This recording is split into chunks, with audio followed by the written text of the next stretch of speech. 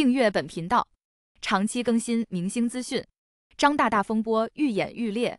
根据媒体最新透露的信息，知情人称他并不是第一次霸凌工作人员了，工作室已经换了好几波员工。比如一位叫刘大锁的前艺人站出来表态，他在2017年说的自己被某个艺人欺负，关在小黑屋，让他说对不起。这个人就是张大大，自己之所以被欺负，仅仅是因为见到他的时候没有和他打招，真的是让人无语了。这行为已经不是欺负人那么简单的事了，太霸道了吧。再联想到他对待员工黄毛毛的那些行为，以及他说的我的话就是圣旨等等言语，已经能凸显出他的性格了。这人却有问题。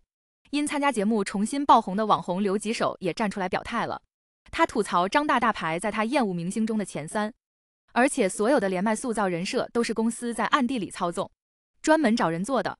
这点目前已经得到了证实，网上已经爆出了相关证据。每周3次，每次连麦可得30块钱报酬。参加节目的观众也爆料，因为工作人员没有给张大大弄好麦克风，就遭到了对方的破口大骂。张大的前助理也站出来爆料，被他气得都抑郁了。而且张大大的姐夫还强制删除他手机里的照片，威胁恐吓他，并且拒绝支付相关的劳务费，最后迫不得已离职了。墙倒众人推，破鼓万人锤，这一桩一件，这一次张大大算是真的栽了。但是大家发现没，有那么多网友站出来爆料他，唯独没有圈内的朋友站出来表态。张大大可是跟很多女星的关系都不错，或者说他知道点什么，以防万一这些女星就只能闭口不答，哪怕是和他关系一场好如今决裂的大幂幂。媒体曝光去年年中他说大幂幂是老女人，双方就决裂开撕了。也确实最近这1年两人都没有合影与互动过了。他能够在娱乐圈站稳脚跟，其实全靠大幂幂的扶持。没成想恩将仇报。之前文章中提到一个问题，为什么事发之后女方第一时间没有报警，手中有各种证据，却一直拖延着？